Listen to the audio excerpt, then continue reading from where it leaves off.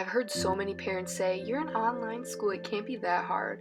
Well, it's not as easy as it sounds. Yeah, it's nice and all being in the comfort of your own home, but how fun is it when you're doing your math lesson at 1 a.m. all alone and you have no idea how to do it? Sometimes I don't get my homework started until 11 p.m., and I really try and focus, but sometimes it's extremely hard to.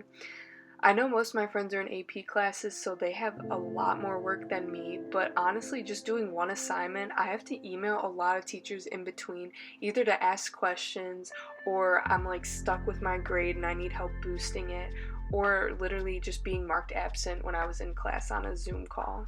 Honestly, I think the worst part is staring at our screens for hours on end, and sometimes I need a break, so I go over by my friend's house and we'll do schoolwork together. And honestly, we're not on task the whole time, but it's nice just to have someone there to talk to because I get really lonely in my room most of the day when I'm just watching my teacher lecture me and talk the whole time.